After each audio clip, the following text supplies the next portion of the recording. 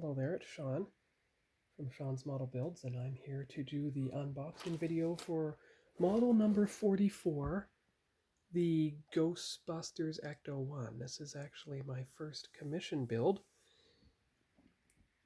And, I mean, there's no way, you don't light the car or anything. He just wants it built for himself. And, of course, he chose ECTO-1, not the ECTO-1A, because he's a fan of the original. There you go. Now, of course, you can see the car on all sides. Now, the thing it didn't have a color key for the different colors, so I'm going to have to use the Revell ECTO-1A guide to find the proper colors for everything, including the interior bucket and everything, and adapt it for this kit. You can see the ECTO-1A behind me. But at least we'll go through the instructions of this kit, take out all the parts and put them in the appropriate collection of Ziploc bags, which is what I do with every new model. So let's see here. All right, so there's the car, there's the warnings. Yeah, that's from Polar Lights. Okay, so here's step 1. You can see all the parts you put on there, but they don't talk about, there you go, their colors. They mention the part names and the part numbers, but they don't have a color key anywhere. Although the good thing is, like the Polar Lights Volkswagen, the Coca-Cola one I made into Herbie, at least it tells you what to put and where. All throughout. Now, step 2 is the same way. It shows pictures, but again, no color suggestions, although it looks like the tires have a white wall insert. That's good. And a metal axle, that's even better, so it goes all the way through. That's much better.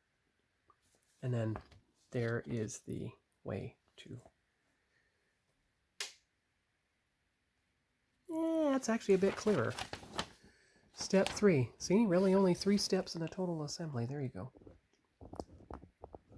The putting all the parts on the car and the windshield, and oh, look, it has 4 screws to attach the...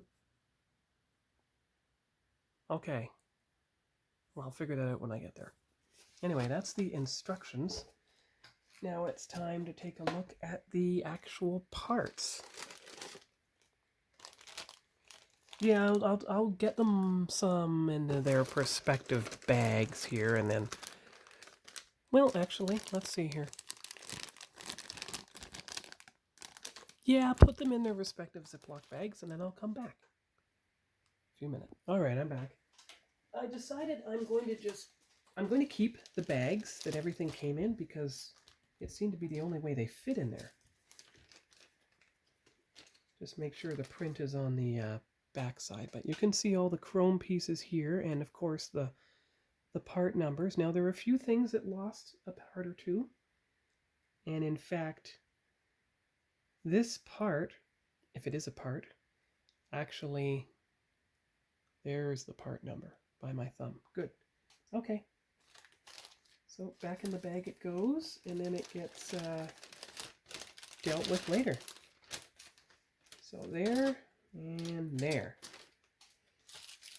And of course, there's the tissue paper.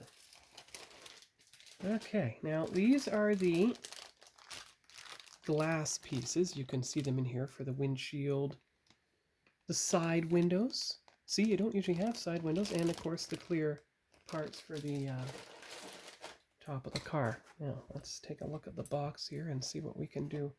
I want to try to put everything back in the way it was. So there's the 4 screws, there's the axle, and the tires. So they fit into the body, which you can see here. And of course there's a few loose pieces, so the white wall wheels, of course you have to make them white. They're kind of a racing white right now. And what else we got? Oh, see, there's the body of the car. Now you have the chassis, and now see, there's holes for the hoses. There is what looks like mounting slots for everything here along the top of the roof. That's great. Brackets for the light bars. maybe an antenna, mirror holes, door handles already in place. It's probably a spot for the headlight as well. And then of course the final sprue tree, which has like the steering wheel and the side tail fins. That looks like the dashboard and various. Now it doesn't, it's strange, it doesn't have any engine parts, but it has everything else. That's very, very strange, but that's okay.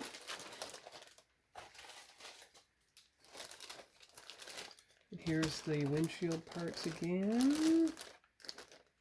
You don't want anything to get smushed. Okay, that's not quite working. Of course, that's not quite working. Yeah. Ooh, let's turn it this way. Let's see. Ah, that's better. There you go. That's flatter. Then you have the metal parts on the top, like that. Good. And the decals. You've seen those already. Decals and stickers.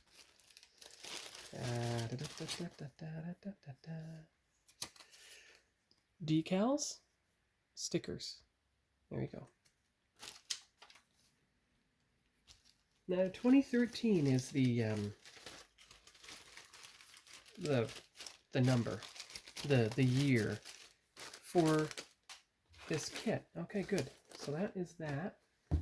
And I guess the next step is to take the instructions and align them with the Revell instructions. I mean the AMT instructions, and try to find a match.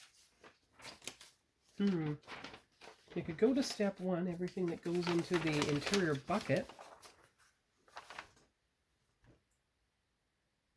Strange, there seems to be a lot more going into the interior bucket in the part 2 than the part 1.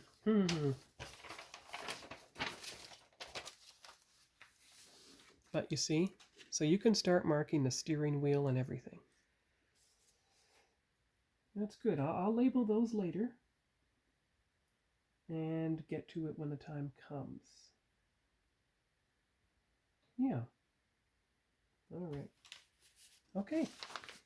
So that's all for now. That's a pretty quick unboxing video, but that is the first, say, part 0 unboxing, or part 1 of model number 44, the Polar Lights ECTO-1. So, see you later. Bye-bye.